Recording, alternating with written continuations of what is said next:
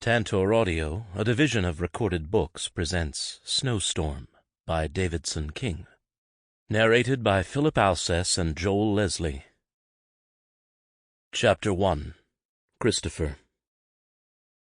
One of my favorite parts of waking up was feeling snow wrapped around my body like an octopus. Even last summer, when the air conditioning had failed and it was so hot, I'd wake to his limbs tangled in a death grip with mine. Every morning for the last 5 years, that was my morning greeting. So the fact I'd woken up alone, with no tentacles snow, made grumpiness settle in my gut. It all went downhill from there. I stubbed my toe on the toilet, jumped into the shower before it was warm enough, and to make matters worse, after I dressed, I realized my cell phone was dead because I'd forgotten to charge it. Today isn't going to be a good day. Grabbing the backup battery, I headed downstairs, hoping Maggie had made a breakfast that could make me forget waking up so shitty. Vanilla, cinnamon, and coffee filled my nose, and the warmth and familiarity gave me hope this day would turn around. "That is utterly ridiculous, Snow. I'm not making a 13-tier cake just because Simon is going to be 13. This isn't Cake Wars." The sound of Maggie's irate voice as I halted by the kitchen door was like a bucket of ice water poured over me. "I already said we could hire someone to do it, but no, you had to be difficult and squeeze out a few tears to be the one to make it. I know you, Miss Maggie. You use the fact you're elderly to your advantage." A smile played on my lips at Snow's argument. He loved Maggie, but the two of them locked horns more than anyone.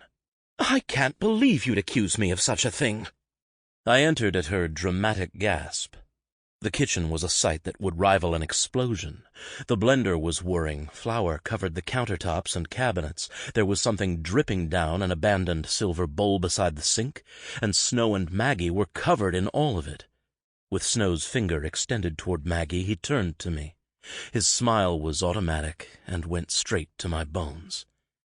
Snow had changed very little in the 5 years I'd been with him. 4 of those I'd been married to the man. I thought of that time, so many years ago, when he had stumbled into my life.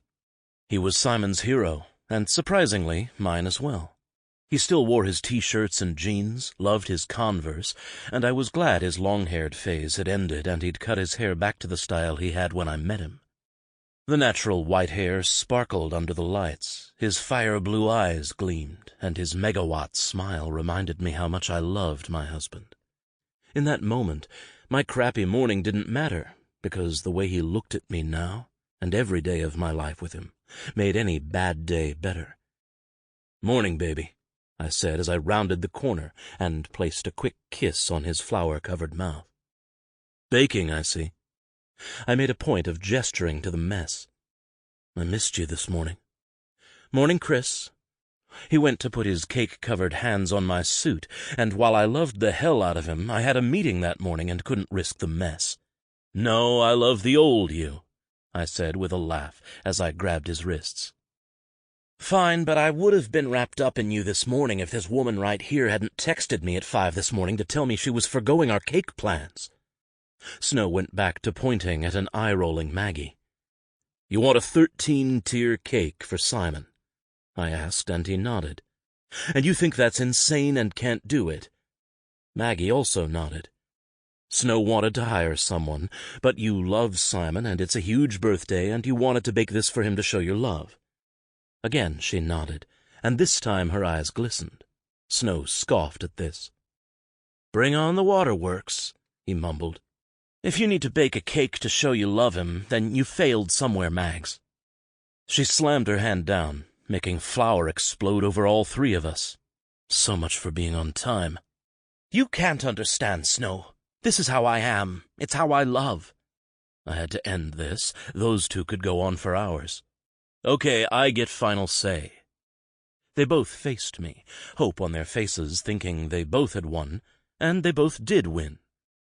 Snow wants 13 tiers. Maggie can't do that, likely because of the mechanics of it.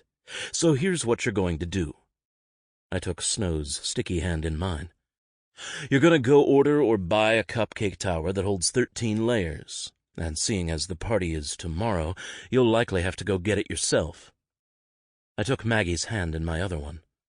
"You're going to make enough cupcakes to fill those layers, and Snow will make sure they balance perfectly." Aside from the still whirring mixer, both were silent for a moment, until finally Maggie spoke. "I think that's a fair compromise." Snow bit his lip and shrugged. "Yeah, that'll work." "Great!" I clapped my hands. "Now I need to go change before my meeting in 15 minutes.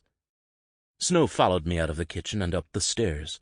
He waited until the bedroom door was closed to speak. "You settled that perfectly." His voice was like a purr, and suddenly I realized I was going to be very late for my meeting. "It's like you're some boss or something, making the hard calls." He said the word hard with a moan, and I knew if I turned around he'd be stripping off his clothes. "Snow?" I tried for a warning tone, but it was Snow. He couldn't be deterred. "You're already going to be late." His hands pressed against my back. "And you're already going to be naked in a second." He reached around my waist and began pulling my belt buckle. "What's a little more lateness, Resistance was futile, so I turned in his arms and smiled at the cheeky, adorable man I loved more than the air I breathed. "You argue a good case, Mr. Manos, so make me later." He chuckled as he pushed me onto the bed, straddling me in all his flour and sugar-covered glory. I relished in the feel of his mouth over my heated skin, his tongue gliding along my flesh like a paintbrush. With my shirt open and my cock freed from the confines of my pants, I moaned as he made me later. I loved looking into his beautiful blue eyes as we made love. I didn't trust anyone as much as I trusted Snow. I didn't love anyone with this all-encompassing love like I did my husband. And when he swallowed me all the way down his throat, eyes locked with mine, I wanted to weep. "I fucking love you," I whispered as he devoured my cock, sucking every emotion from me. When I came in his mouth, he hummed and swallowed every drop, then licked my shaft clean, causing me to hiss when he lapped the sensitive head. "I fucking love you too, Mr. Manos," he said as he hovered above me. "I'd be lost without you." My fingers slid through his hair, his smile widening at my words. "I was lost without you and never knew it." He pressed his lips to mine. We kissed for long moments until he lifted his head. "We never have to know what being lost feels like again." His words were like a bomb, but for a brief moment a tendril of fear creeped around my heart. I didn't have time to examine it further because there was a pounding on my door. "You late, sir," Frank spoke. "Get to bossing." Snow slid off me, and I watched him until he disappeared into the ensuite. As quickly as I could, I dressed, making sure I looked decent, and rushed out the door, ignoring the smirk on Frank's face. "Let's go," I said. "Let's." Frank followed me down the stairs, and I waved at Simon through the library doors. He was on the phone, and I didn't want to disturb him. I was so excited to give him his birthday gift the next morning and hoped he'd love it as much as I did. We drove through the gate, pausing to make sure it closed completely before venturing down the road. The meeting I was attending was with the new harbor master. I hoped he'd agree to the same terms as the last one. Forcing the issue could become very ugly. Chapter 2. Snow. Spending the morning at Fredericks Park and meditating with my friends was the perfect way to start my day. There were a few of us, and we all couldn't make it every time, but we tried, and it was relaxing and fun. Currently, under a warm sun and a cool breeze, Teddy, Poe, and I were taking deep breaths. I was so happy to have convinced Quill to join us, and another guy Quill knew, Xander. Sadly, Quill and Xander weren't here today, so it was just us.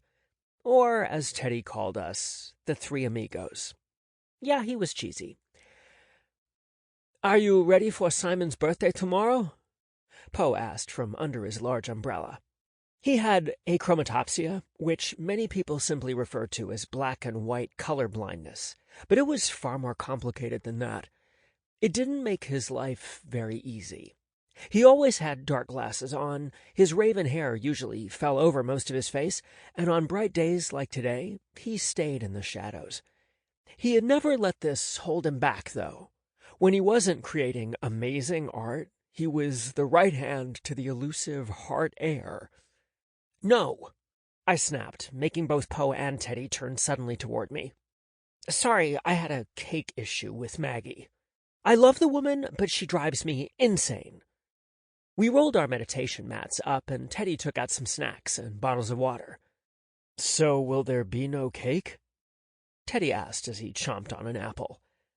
"We're opting for cupcakes. It was Christopher's idea when negotiations with Maggie turned almost violent." The water was refreshing going down, and I took a moment to find the zen I had mere seconds ago. "It'll be fine. Christopher settled it. It's what he does. All will be fine. No worries." Teddy smiled like it wasn't a big deal, and I knew it wasn't. "How's Rosie?" Poe asked Teddy, who immediately went into a rant about his new baby girl's attributes.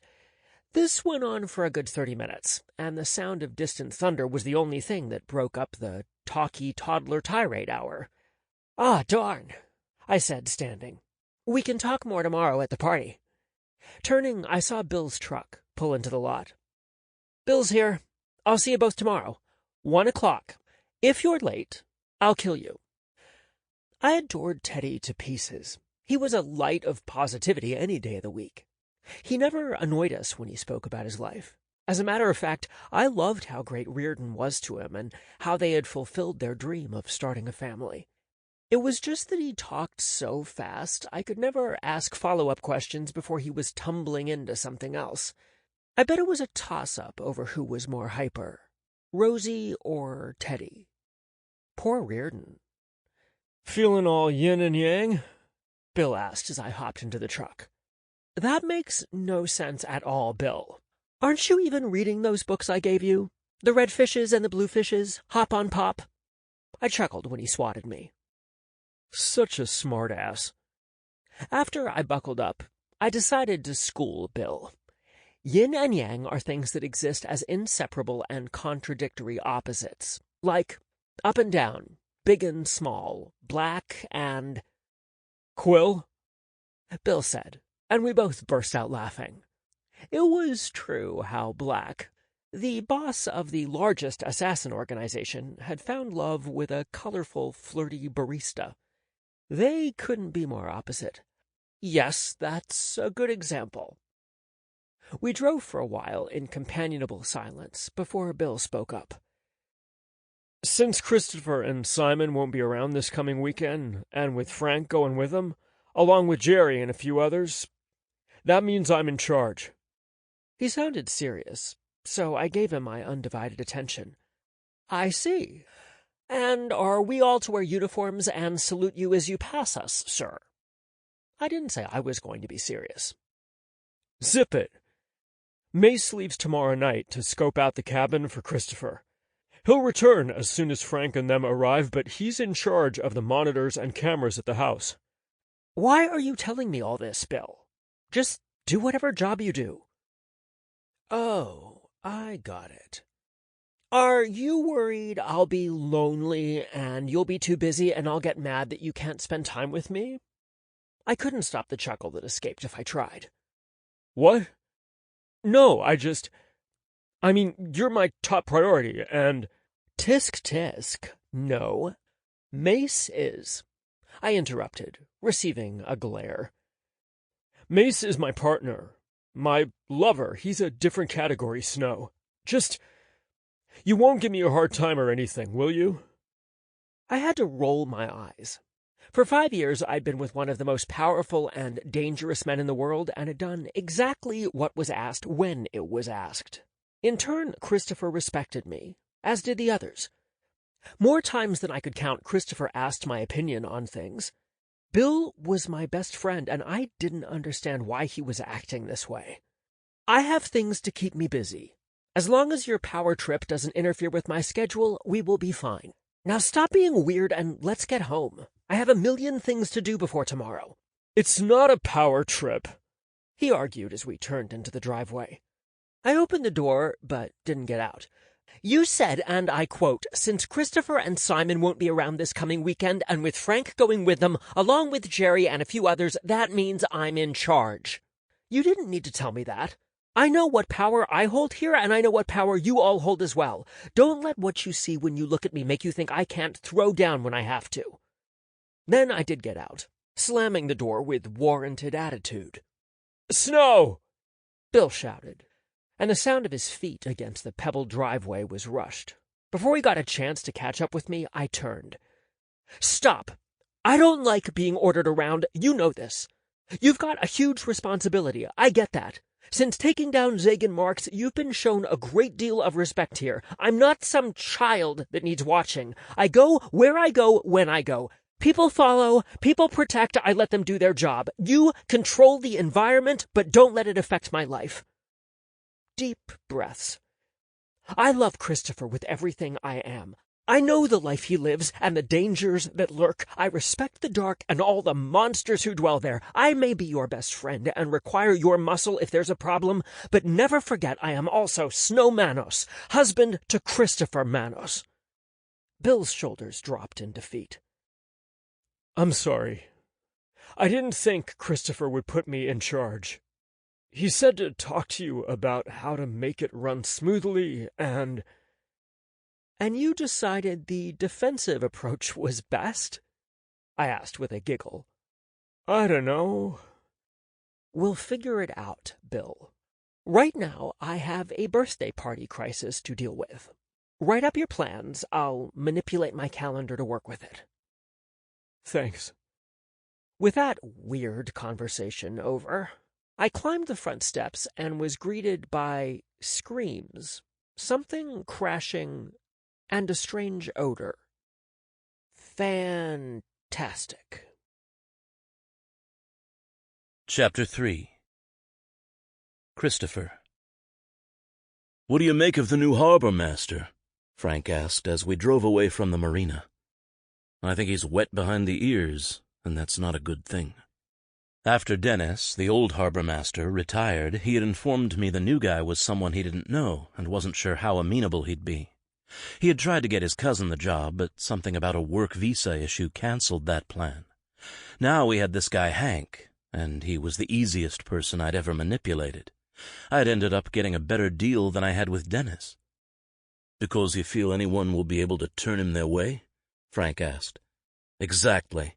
Even though he says he's loyal to me, I'm sure with enough convincing he'll turn another direction." Frank nodded. "I'll get Clara and Dan on him.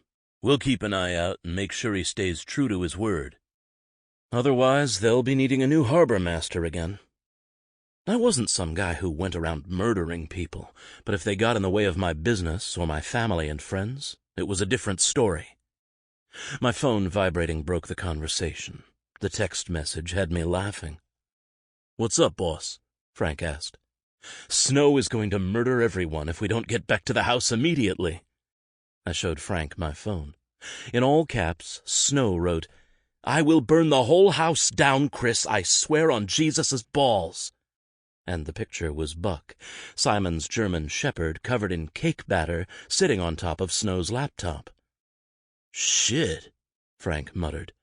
"Should we stop for coffee and wait this one out?" That had both of us laughing hysterically. My life had serious edges to it, some that grazed, some that drew blood. Not a lot of glamour, but there was serious testing of my conscience. Snow made things balance out. He brought laughter, love, and warmth, and no matter how much Maggie yelled or Lisa screamed in frustration, or my guys told me I had to deal with my husband, I knew everyone loved Snow. You couldn't avoid it. "Into the fire, my friend," I said as I shot a text message to Snow, telling him I was on my way. I took a breath before opening the front door, and the sigh of relief from Frank echoed my sentiment. Silence. No screaming or cake dog running around. Our reprieve was short-lived. "Good, you're home. You need to talk with Simon." Snow was disheveled, beautiful but a mess. His jeans had dog prints on them, and he once again had flour all over his face. "I can do that. Want to give me a heads up on what I'm talking to him about?" His eyebrows shot up. attitude, and how never to have one with me. I was afraid of this. Simon was exhibiting typical teenager behavior lately, and it was only a matter of time before it spilled over. It was the main reason for my birthday gift to him. I was taking him away for 4 whole days. A cabin where we were going to rough it. Fishing, bonfires, real guy time. I didn't get a lot of alone time with him, and I feared that was one reason he was acting out. My hope was to get through the weekend and for Simon to understand life better. Babe, aren't you the one who told me attitude is personality glitter? Placing my hands on his shoulders simply made his eyes narrow. I'd remember if I told you that. And while yes, okay, I did, it's not okay for him to throw a shoe and slam his door in my face. That's not glitter, Chris. That's a bag of shit. There was nothing okay about this. That's more than attitude. It's violent, and I won't stand for it. Are you okay? Snow shrugged. I saw the hurt in his eyes. He and Simon were like 2 peas in a pod. Ever since Snow had rescued him from a potentially violent situation that would have surely killed him, they had been inseparable. To have Simon turn on him was brutal. I'll go up there and speak with him now. Why don't you take a shower, change into something comfortable, and we'll see about dinner. Yeah, okay. I'll meet you in the living room when you're done. He pressed his flour-covered lips to mine. I wouldn't dare say a word about how I knew he was making my face dirty.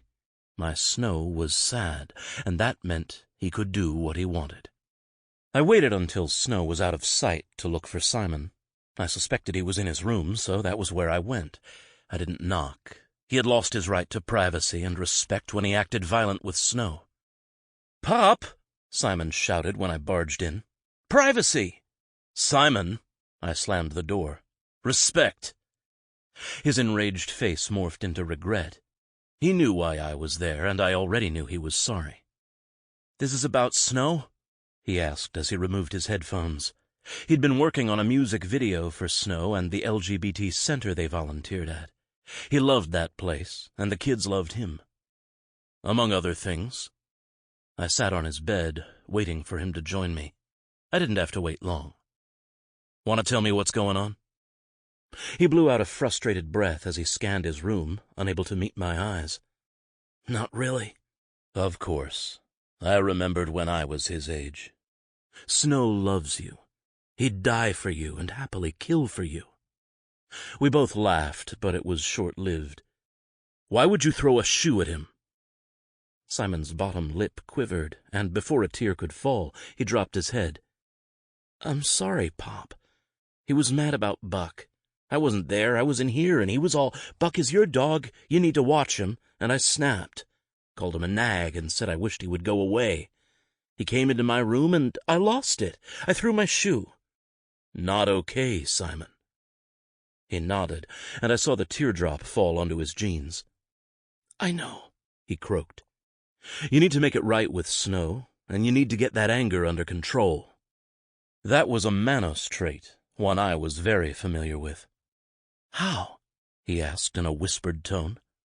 "I wanted to wait until tomorrow because it's your birthday, but I think I'll tell you now." He looked up, and my heart ached to see Simon so upset. He was a great kid, better than I deserved. When my sister died and left him in my care, I swore I'd do anything and everything to keep him safe, happy, and loved. My gift to you is 4 days of just the 2 of us. Well, along with Frank and some of the other guys a little ways away in a cabin. We'll fish, make a fire, and do manly things. And talk, you and me. His eyes widened. "Just us? Is that okay? I mean, if you want me to ask Snow or—" No. Wow, 4 days, just us." I nodded, and his smile was so wide the sadness washed away. "That's the best gift ever, Pop." He tackled me, all gangly arms, in an awkward teen boy hug. "Who knew being stuck in a cabin with me for 4 days would be a gift you'd love? I hoped, but I didn't know.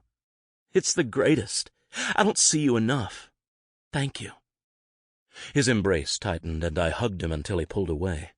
He promised to speak with Snow before bed. Feeling good after talking with Simon, I went searching for Snow. Hopefully, I could be a hero twice in one day, and make him feel better too. Chapter 4. Snow. The morning of the birthday party brought rain. Normally, I'd be pissed, but since the entire thing was being held inside the house, I refused to think more about it. This was going to be the best 13th birthday party any kid had ever had. Every room on the first floor had a purpose, minus Christopher's study. That room was always off limits unless Christopher said otherwise. The kitchen was where the caterers and staff we'd hired to take care of the party would be centralized. The dining room was a good size, therefore all the food served banquet style was laid out there. A door was opened in that room that led to a grand room. Tables and chairs were spread out for people to sit, eat, and enjoy themselves. Because Christopher had more room than he knew what to do with, I was thrilled they'd all get to see some action. One room I had dubbed the Den was where the karaoke would be set up. There was plenty of seating and a large screen. I was the most excited about that.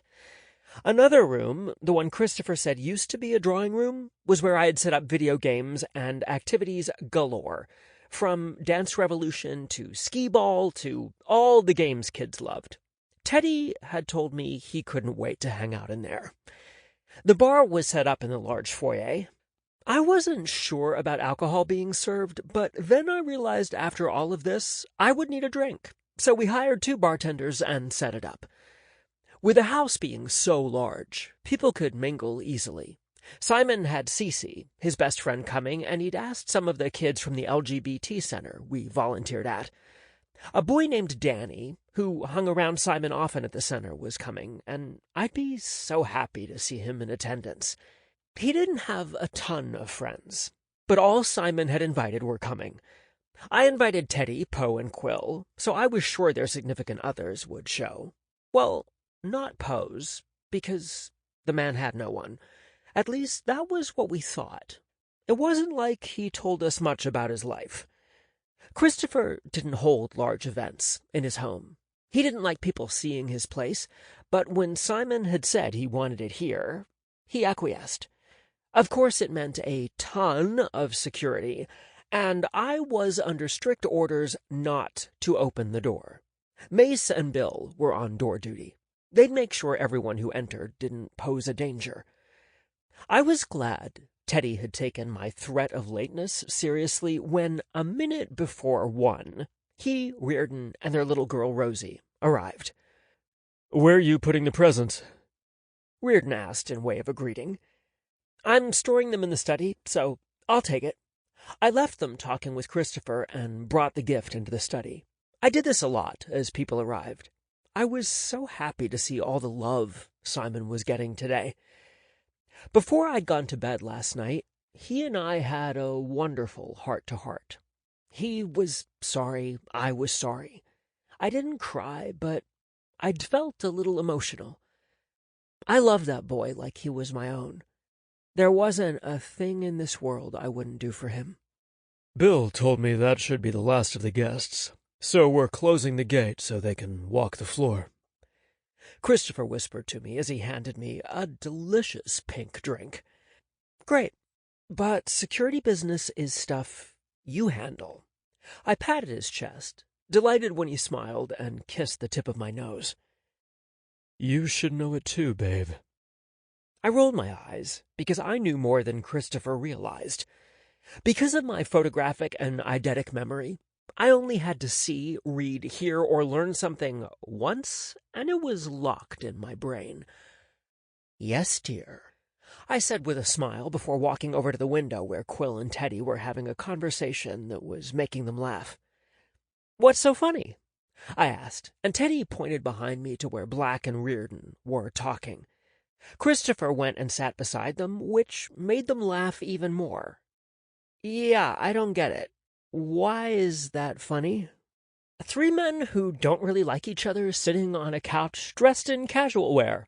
All 3 are deadly machines, yet they are giggling over pictures of Teddy and Reardon's little girl.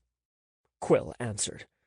"Reardon doesn't hate Black, or vice versa," I said, but saw the humor in the situation. Oh, please. There's some fear and anger there. They're all just too manly to admit it. Teddy sipped his drink, enjoying when Lisa came over and offered to take care of Rosie. When Bill and Mace walked over to... Sample complete. Ready to continue?